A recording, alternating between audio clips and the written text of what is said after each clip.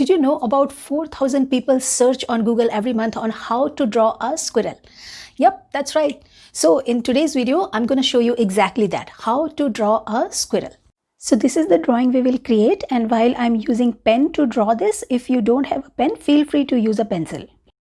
By the way, this is Monica and I share tips and tools to help you improve your drawing based on classical art principles. So if this is the first time we are meeting, consider subscribing. I'm going to use these Staedtler pens. I love these colors. They're fine liner pens, but for the project I will stick to black because it shows up better on the screen. Before we get started, note that it is different to shade using a pen, right? So in pen you can't really shade like the way we shade with pencil. So there are two ways to create the value gradation within pen. One is that we can draw lines very close to each other to indicate darker areas as compared to lines farther away. The other, so this gives the lines that are placed closely will give an impression of dark areas, whereas this indicates lighter area. The other way is that we can keep the distance constant.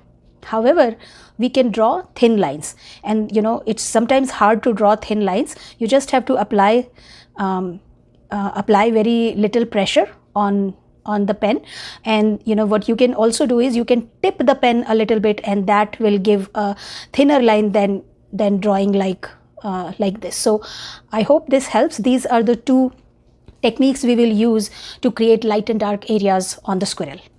So I'll start off by drawing the squirrel in pencil. I have a separate video with step-by-step instructions on how to draw a squirrel, including drawing the squirrel from a back view as well as a front view.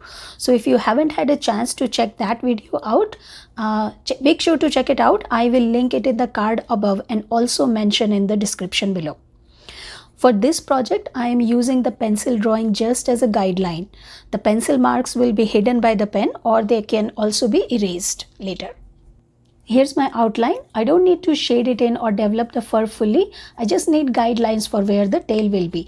And the tail and the fur of the tail will really be developed using the pen later. So now I'm ready to start with pen. So I will start with eyes, as it is one of the most prominent feature of the squirrel. I will leave a sliver of white to indicate the sparkle and complete the face and connect it to the hand. I'm showing a little peanut in its hand. We took this picture when feeding peanuts to squirrels in our backyard, so I really wanted to capture that part. Note that I'm not always drawing an outline of the body with a solid line. Rather, I'm using hatched lines in some cases. This adds a variety to the strokes and prevents the drawing from looking sticker-like. It also gives an impression of the fur on the body. And especially in the bottom and the legs where it has a lot of fur, that's where I'll use a lot of hatched lines to indicate that fur.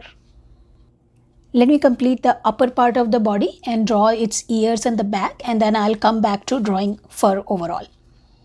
So now I'll just use hatched lines to indicate fur, and as I was saying earlier, I'm using a lot of closely placed lines and with heavy pressure in this bottom area where there is not a lot of light coming in. Also the bottom part of the tail and where the tail touches the back, because that's where the fur kind of gets bunched up and it's gonna look very dark. Note that I'm not really drawing a straight line for the fur.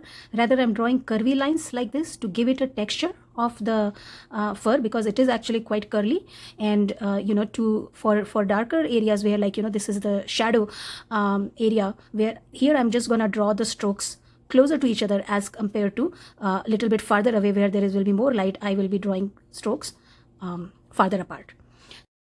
I will speed up this part of the video as I'm drawing fur, but note that I'm varying the pressure on the pen to draw lighter and thin lines as I move away from the body of the squirrel as it catches more light there. By the way, if you are getting any value out of this video, hit the like button and let me know in comments below what other videos you would like to see in future. I'll continue adding the fur using same curly strokes, including the curved part of the tail. Now this curved part is catching a lot of light, so it will have light strokes which are also kind of spaced out. Now let's add some fur on its front paws and legs. The legs and the bottom part specifically has a lot of fur, but there isn't enough fur on the back of the squirrel. So I need to make sure to use thinner and lighter strokes as I move up towards the body. In face and neck, where there is almost no fur, I will just use dots. I'll also add a background to this drawing because then it basically grounds the drawing and makes it look connected to its surroundings. I'm using straight cross-hatched lines here for the background, but you can use pretty much anything. The only thing I want to make sure is that we don't want to use the same curly lines for the background that we have used for fur, because we want to create some sort of separation between the squirrel and the background. And this is how the final drawing looks like. So let's look at a close-up of this drawing. You can see here I'm using a variety of pen marks. So on the face where there is not a whole lot of hair, I'm using a lot of dots. Then on the body where there is a fur, I'm using longer curly lines. And then there is straight crossed hatched lines to indicate background, which is separate from the squirrel. Here's another drawing I created of a squirrel, and if you want to give it a try, then I have a free drawing template that you can download from my website. I will add the link in the description below. I have more videos like this coming in the future, so subscribe to my channel if you haven't already and share with your friends.